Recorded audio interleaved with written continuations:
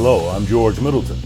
Welcome to Deconstructing Race, a critical thought podcast where we deconstruct race and its social issues like this. A country emerging from protests of pain. After the killing of George Floyd, I cannot breathe. Viral moments of racial bias caught on tape. I'm going to tell them there's an African-American man threatening my life. And the deadly shooting of Ahmaud Arbery. Race, a social construct of chaos, resulting in learned behaviors that can be unlearned by challenging our system of beliefs.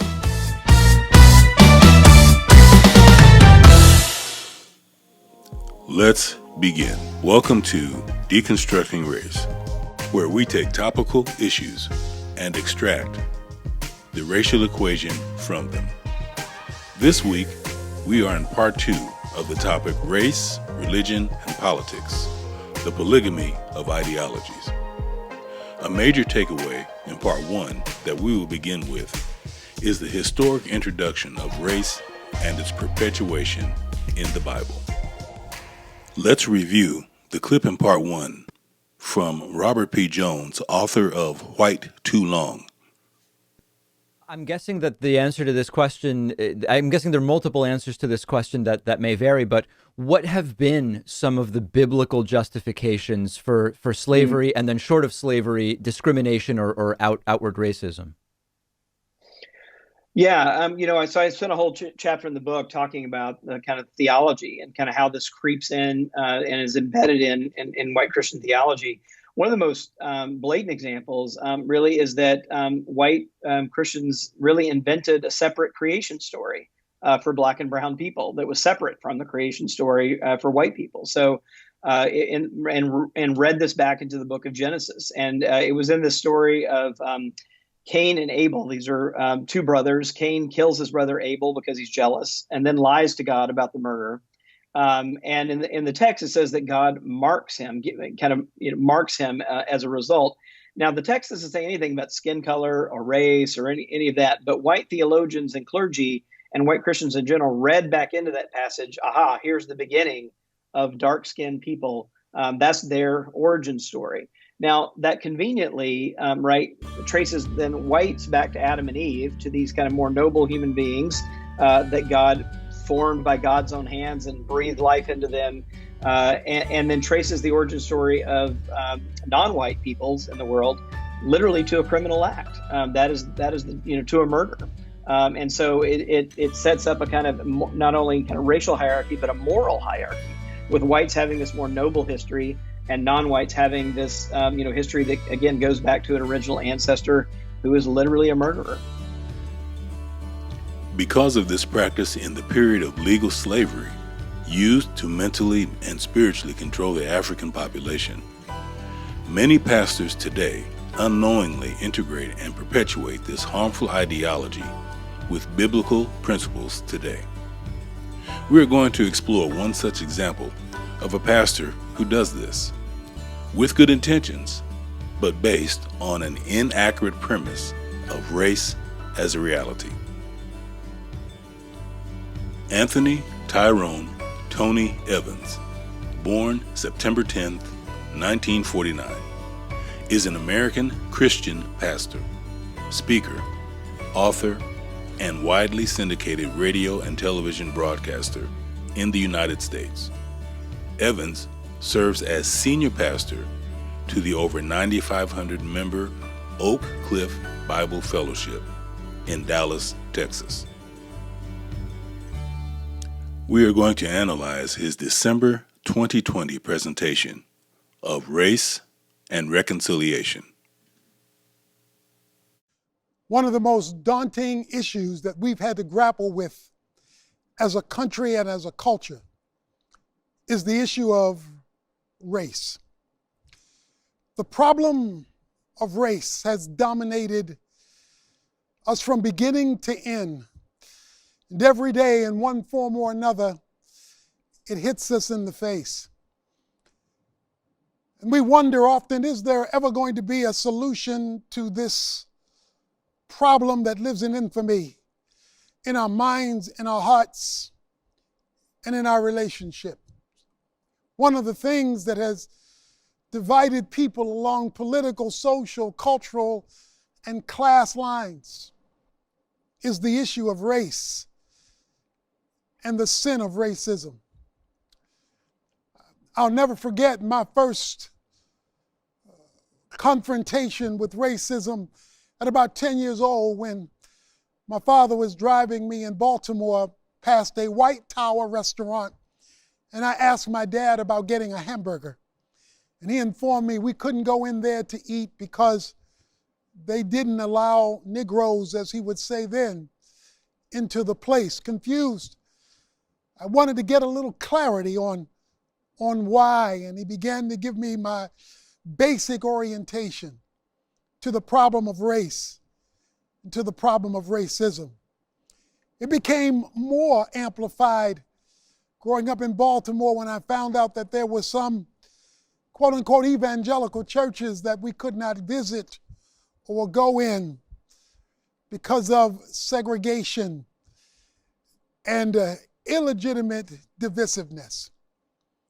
And so that began a journey for me to look at this subject not only culturally, but bibliocentrically and theologically. The issue of race is not new or unique to us. It was replete in biblical times as well. For example, in Numbers chapter 12, there was an interracial marriage between Moses and an African woman. Twice in verse 1, she's called the Cushite, the African woman that Moses married. This caused a sibling, chaotic abandonment of their brother and spiritual leader of the nation because of the interracial marriage to a black woman.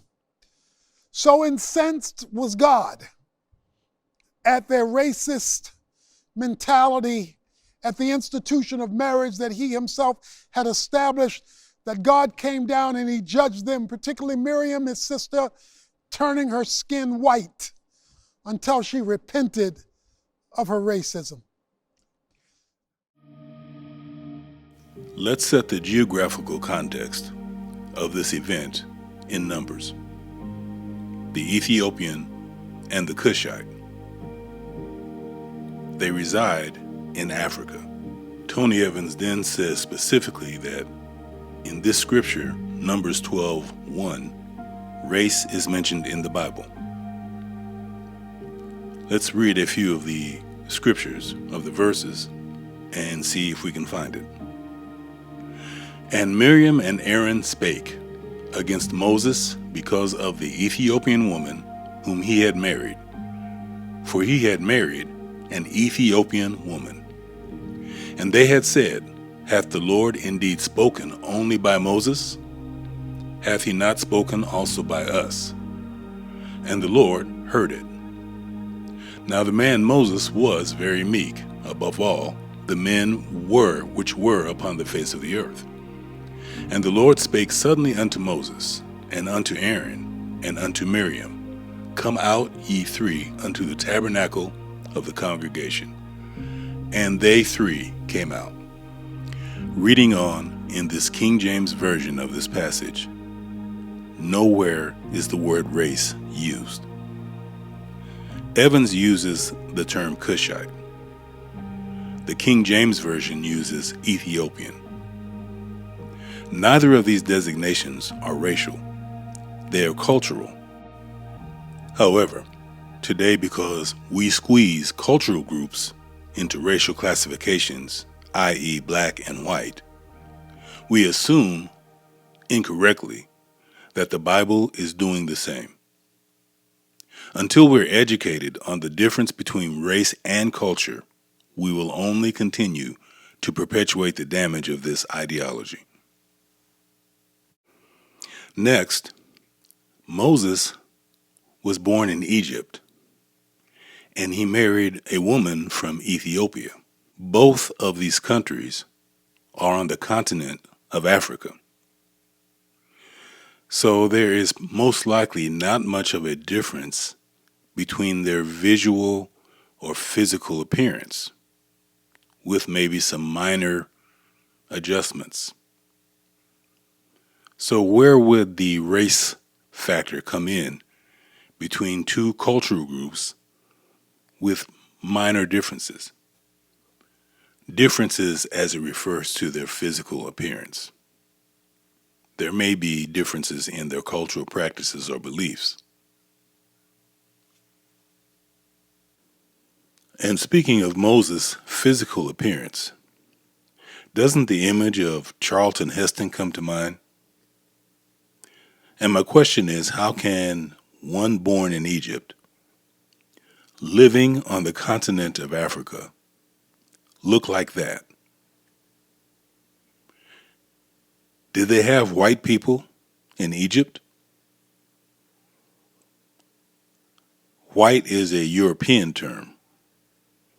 Was Moses European? The story in Numbers that Mr. Evans is telling implies that Moses was a white man marrying a black woman. I question the veracity of that premise. In Numbers chapter 12, there was an interracial marriage between Moses and an African woman. Twice in verse 1, she's called the Cushite, the African woman that Moses married. This caused a sibling, chaotic abandonment of their brother and spiritual leader of the nation because of the interracial marriage to a black woman. So incensed was God at their racist mentality, at the institution of marriage that he himself had established, that God came down and he judged them, particularly Miriam, his sister, turning her skin white until she repented of her racism. What exactly is racism? Racism is a conscious or unconscious belief in the superiority of one race over another race that manifests itself in the use of power or influence or resources or communication used to reject or oppress people of another ethnicity. At the beginning of Mr. Evans' presentation, he mentioned that he is updating his earlier writings to make them more relevant to the contemporary occurrences of today. Well, I hope that he is also updating his definition of racism. He may be quite surprised to learn that the Merriam-Webster's dictionary is revamping its definition of racism to reflect its more systemic components. But let's begin at the beginning. Racism is a byproduct of race ideology. An ideology that was created in the 1600s. Racial classification systems were developed as the European explored and colonized the globe and found that there were physical differences between people. These systems were used to justify colonization, conversion, slavery, and genocide. According to these systems, white skin was the standard, and dark skin was associated with intellectual inferiority and slowed development. Why is this important? 1, because race ideology did not exist in biblical times. 2, race ideology is documented historically as being invented by the European in the 1600s. And 3, race ideology is about white supremacy. And it has imbibed itself not only in individual hearts, but in structural realities. So that whether it's economic or social structures or political structures or educational structures or medical structures. They filter themselves through so that whether known or unknown, it becomes just the way people accept as normal ways to operate. In this part of the definition, Mr. Evans correctly describes the most important component, the systemic aspect of racism. And he further goes on to note the various systems that racism finds itself in. And then, tragically at the end, he realizes that racism has crept its way into the house of God, the system of religion. To operate. What makes it worse is when this attitude and or action finds its way in the life of God's people. And the reality is that unless we can fix it in the church house, why would we expect it to be transformational in the culture? This observation and acknowledgement of the Christian's role and responsibility in addressing the race construct is where the rubber meets the road. It's the primary basis for the work that I do in racial deconstruction. Let me share with you a few principles of racial deconstruction that begins the process of effectively addressing the problem. I will be reading these out of my racial deconstruction workbook titled, Can You Be American and a Color Too? Living Outside of Race, Transitioning from Color to Culture. Principle 1. Humans are not a race. We are a species. Number 2. Race is not real. It is not biologically determined. It is a social construct. Number 3. Everyone can be prejudiced. We all have biases. Number 4. Not everyone can be racist. To be racist means that you have systemic power to implement generational and mass oppression on a certain group of people in education, finance, employment, governmental, judicial, housing, and other related systems. Principle 5. Color is not the same as culture. Color is a race-based systemic system of economic hierarchical distribution. Principle number 6, a most important one here. If you identify by color, black or white, then you are not necessarily racist. However, you are being racial. What do these principles mean as it pertains to the Christian, especially that last principle? It means that the Christian, in order to effectively address race, will have to put away his or her racial identity. As long as one remains in the identity of race, either black or white, you are inevitably destined to perpetuate the toxicity of that ideology.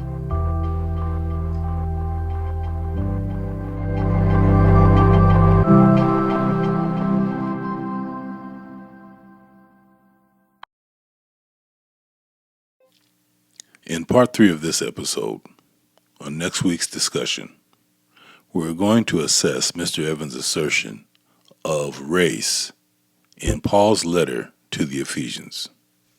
When writing to the church at Ephesus,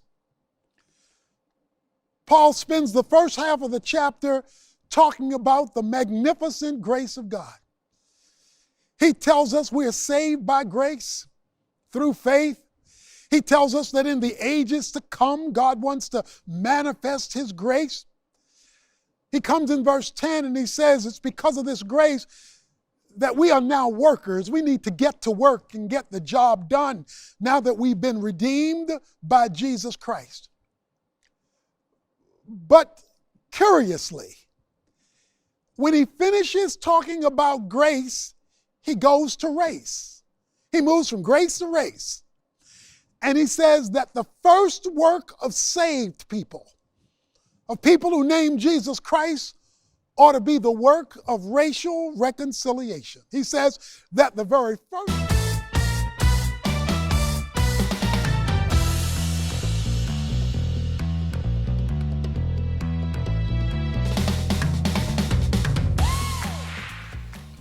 Tune in next week for part 3 of Race, Religion, and Politics, the polygamy of ideologies.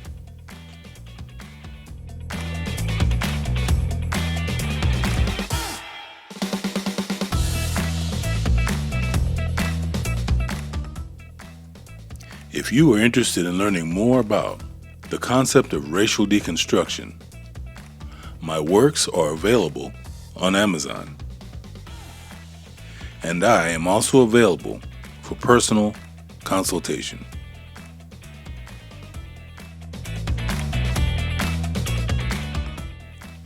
Please continue to follow this podcast as together we continue to deconstruct race.